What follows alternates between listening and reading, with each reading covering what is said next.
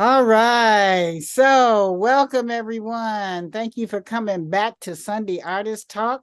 I'm your host, Lois Stone, abstract artist in Chicago. And today we have the great pleasure of speaking with Alexy Irving, who is a Hey, photojournalist. Can I call you that? Is it photojournalist? yes. Yes. So she's going to tell us today about boom. Great. Okay, back. My niece will edit everything. Okay. So again, we're speaking with Alexy Irving today, photojournalist, and she is going to share her inspiration for the work that she does, how she got started, and just briefly tell us about, how what her process is. Alexi and I met because we are both affiliated with the Women's Live Studio at Navy Pier that just opened this year with Dana Todd Pope and with Martha Martha. Wade. Whoa, two dynamic artists in Chicago who are giving other women a platform to share their art. So, without further ado, Alexi, take it away. Tell us how you got started with this photography. Yeah, I would love to. So I think I've always had an eye for photography. When I was like early teenage years, I would use like the point and shoot cameras and line up my dolls, 14 years old. We have Bratz dolls and Barbie dolls. So I would like line them up in little poses and do some real funky angles with it. So I was always considered like the family photographer would always be shooting with the different cameras that we had. So we had the point and click, the Polaroid ones, and then we eventually, graduated to the digital ones. But my father noticed that I was always shooting. He noticed, he would have to go to Walgreens and print my pieces out. So once I got to high school, I was in yearbook. I joined the yearbook team. Mhm. Joined yearbook. I was doing sports photography for the yearbook. So I took some really dope pictures of the football team, and the yearbook instructor noticed. She was like, "You should keep going." And my dad heard that. My dad was like, "Yeah, let's make sure you keep going." So my dad got me a camera for Christmas when I was a teenager, and I kept shooting. And then when I got to college, I took a media class, and the instructor for the media class is like, keep going. You got an Okay. eye, you on your way to something great. So I continued. In college, I was also part of a magazine staff, and the magazine, found a magazine lead or instructor, put me on to this opportunity to shoot for a entertainment blog. And this entertainment blog allowed me to go to any and every concert that I ever wanted to go to in St. Louis. I'm a born and raised in St. Louis, went to college in St. Louis. So any concert that I wanted to go to in St. Louis, I went to. I started off just doing photography and then eventually ended up writing. So that's why I call myself a photojournalist, because I love to write. I'm passionate about writing. That's how I get everything out of my head, is through writing. And I do photography. I tell the entire story with my photography and my writing. So that's how I started. And people are continually inspiring me to keep going. So I've found, the intersections in all that I do, and make sure that I weave my photography into everything that I do. Mhm. So now I do nature photography, and I do portrait work of Black and Brown folks in nature to fight that stigma that's associated with Black bodies in nature. It's the trauma that's associated with Black bodies in nature that I want to kind of knock out, by showing beautiful Mhm. pictures of Black people embracing nature, embracing plants, embracing farming, gardening, and show that to everybody. This piece behind me is a piece that I took while I was out, outside enjoying the weather. And this is something that you people can have in their home. So I want to also inspire people to get outside, to not only work with the land, to, embrace and love the land, but get Mhm. out here. Mhm. Mhm. Yeah. Yeah, your connection to the land is intriguing to me for a young person. You know what I'm saying? I don't know what your background is where you grew up And how was your family and your family's background in the nature scene, or what inspired you about being in nature? Yeah. So it is fairly new to me. Mm-hmm. Uh, my mother had allergies, so we didn't spend much time outside with Mm-hmm. her. But me and my brother, like after school, we would be in the streets. We would be walking down the alley, picking peaches off the trees. We would be outside just at the park, um, having a good time outdoors. And I found out recently that my grandmother actually grew up on a farm. So the desire, the love, that green thumb has always been a part of my DNA. But Mm-hmm. where I was from, there wasn't much opportunity for us to grow. The amount of community gardens in St. Louis at the time that I was living there, I think there was one that I knew about, and you had to pay to be a part of it. So I didn't get into gardening until I moved to Chicago. In St. Louis, my younger brother was the green thumb of the family. So he had the house plants. He was growing tomatoes outside, and I let him have his thing. I don't know if you have any siblings, but there's this thing about sibling rivalry with me where if my brother wants to do something, yeah. If my brother has a passion for something, I'm gonna let him have it because I don't want to compete with him. I want him to embrace that. And I'm going to stay over here and do what I want to do. So he was always the gardener. He Mm-hmm. was always the person with the plants. He was always like, shining with this green thumb. And I didn't want to take that away from him. So Mm-hmm. when I moved to Chicago about 5 years ago, it's quite the story. I went to school for advertising and marketing. That's what I went to college for. So after college, I was working in the marketing field, doing design work for this small firm. And it just wasn't a good environment for me to be in. So once I moved to Chicago, 2 weeks into being in this new city that I always wanted to be in because Chicago just called for me. Chicago called to me. And I wanted to answer the call. So I answered the call and moved to Chicago. 2 weeks into living into Chicago, I quit my job and said, Wow. if I Okay. am to work, yeah, I had, Stepping out on faith, huh? mhm. Stepping out on faith. Okay. Yeah, which is what the Chicago move That's was not a basically. bad thing. That's a wonderful thing to do that at this age. Yeah. Yeah, just to Hmm. see where my wings take me, see if they actually work, because you never know if they work if you don't You try. use them. Yeah. Yeah. Yeah, Definitely. yeah. Definitely. So, so definitely want to preach that to everybody. Like, you never know what you can accomplish if you don't try. Yeah, you Yeah. can be in your safe zone all you want, but there's no growth in that. Mm-hmm. So after I quit my job, I said, since I'm in Chicago, since I follow my heart, since I'm listening to my heart, me and heart are in communication now. I want to do a job. If I'm working for somebody, I want it to be for something that I absolutely love, that makes me feel happy, fulfills my dream. So I said I either wanted to work with the youth, or I wanted to work with nature, gardening, whatever, or I wanted to work like push my art.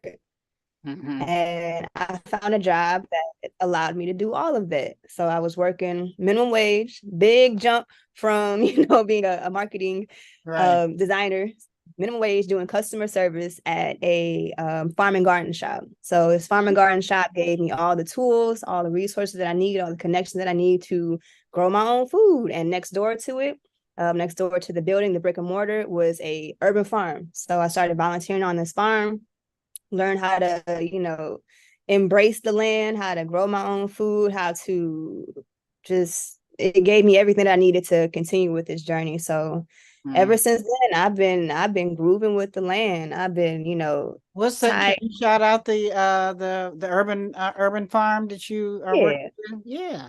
Yeah. The first farm that I got my hands dirty in and learned how to love the land was Patchworks Farm. Patchworks Farms is the name. Patchwork And the farm. job next to it. Mhm. Mhm. the job. They're still active now, doing amazing things. It's phenomenal what they can do with some like a little piece of Little land. piece of land. I'm Yeah, it's asking because crazy. recently was in a cohort of women business owners, and one Nice. of the women in the group wanted that's her passion. She wants to start a farm, Mm-hmm. south suburbs, but there's so many in the city now. Chicago is kind of like busting at the seams with urban Which farms. is good. Yeah, that's a Yeah, good thing. which is Yeah, good. yeah. Because eventually we ain't gonna be able to rely on the grocery stores or the trucks to get the food from Florida or California and bring it to Chicago. So Mhm. it's a lot better that we have these little pockets of places that we can get our food from and know where it's coming from, know the nutritional value, know that there was no pesticide sprayed on it. So I Mhm. like that there's a whole bunch of different farms and I gardens. love it. So in your art, you talk about people coming out of their comfort zone. Mm-hmm. You speak about showing the world that there are different ways of living and being. And one of the things I Mm-hmm. guess is important. Well, we see it is important is that you this farming that you're doing in your work. How do you feel like you inspire people to come out of their comfort zone? Because Mm-hmm. you do a multitude of things with your photography. So Mm-hmm. can you talk about that a little bit? Yeah. So how I do that is mostly through my photojournalism. I travel. I sleep on people's couches. I Mm, have to change it up a little bit now because I'm an adult. But early 20s, middle 20s, I was like, yo, can I come? So I did like a whole month of just state to state. I went to 6 different states in a month, just sleeping on homies' couches. And they okay. embraced that. So one way, yeah. And I went to, I visited a couple countries just sporadically. Mhm, It's mhm. crazy. It's crazy the places that I've been and the reasons that I've been there. I went to Nigeria to be in a wedding. I Oh went to wow. Turkey because my mom used to teach there and then left. So I was just crashing on somebody's couch in Turkey, one of my mom's old friends in Turkey. So what I try to do with my photojournalism is open up this world of travel and be like, I Mhm, traveled, I was eating boiled peanuts in New York for a week, because mhm, I didn't have that much money, but that it's possible to travel. You don't have to be rich. First step is getting your passport. And if anybody tells me, hey, I want to do some traveling, I need to get my passport, I'm putting it in my calendar. When you say you're going to have this passport, okay, I'm going to hold you to it. Because mhm. Okay. it's so much out here. It's so much out here for you to see and to learn from. And you're really doing yourself a disservice by staying in this little box of comfort. Mhm. Yeah, so I show, images from different countries that are relatable, that, have people that look like you and I, but are in a totally different world and live in a different lifestyle. So I show Mhm. that with my work as well. Mhm. I like to document, the farming and the gardening work of different countries, different states, different spaces, cities, but also the different cultures that are in different countries. Yeah. And I'm assuming that it's, because you have such a free spirit and you embrace You see the me? movement of moving through the world, it's very easy to adapt to different lifestyles, you know. Yeah, yeah. My first bucket bath was in Turkey, Your and I first enjoy it what? now. Bucket bath, filling up a bucket with warm water and taking a bath with that. It's like the amount of water that we waste by taking showers is crazy. Yeah, yeah. It's Because I need like definitely, a bucket. well, we're a country of consumers. So America's very, people just don't understand how people live other places and are very comfortable with their life. Mhm. We've lived Yeah, we very, deserve to see it. very selfishly sometimes, but you need to see how it is to live somewhere else. You need to travel. I agree. I Yeah, agree. yeah, I definitely agree. So let's talk about who or what inspires you. You talked about, the farming aspect of it, or getting in communication with the land. Um, your family seems to be very supportive and important about keeping you inspired, starting you out? What other things inspire your work? I see you take you take a lot of portraits. Music seems to be a huge influence for you as well. So what Mm. what other Hmm. things inspire you? Showing the images that we don't see through the media. Like I said, the images of Black people working the land. A lot of it's ugly. Mhm. A lot of it, reminds us of pain. So I want to combat those images with beautiful images. And the music, I have a fat portfolio of music photographers because I did all those concerts and growing up, did all those concerts in my early 20s, and I was like heavy with that. Mhm. And once people know that you do concert photography, they ask you to come shoot their concerts. Okay. So that's why a lot of my work, yeah. Once they see it too. Um, yeah, so a lot of the work that I did back in St. Louis was with, my homies that was doing music Yeah. and, big names, but also those local indie up and coming superstars Mhm, because it's some mhm.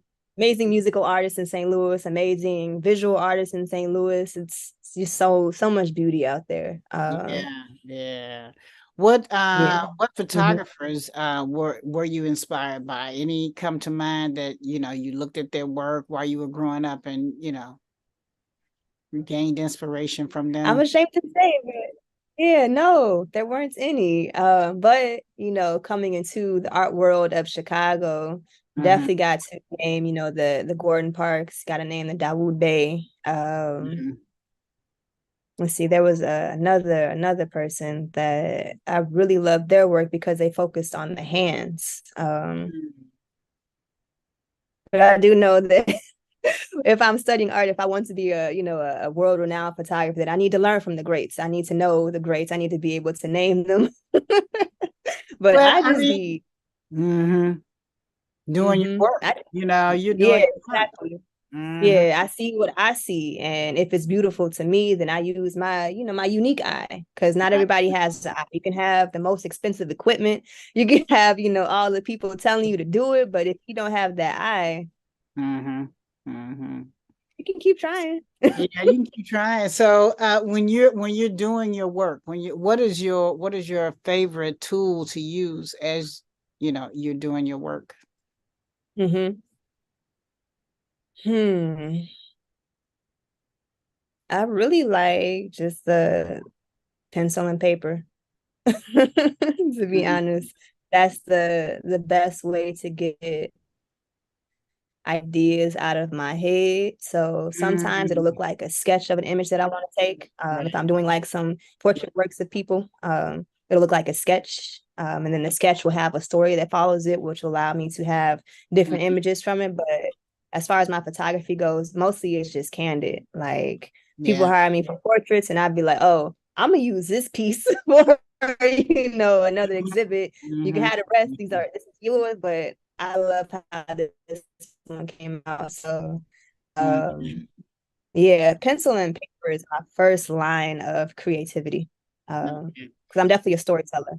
Okay. I get it. I didn't expect that answer, but it makes sense. You know what I'm saying? Hmm. It makes sense that you have to get your thoughts down, 'cause Yeah. the visual artists, painters, or whatever, we might doodle all the time.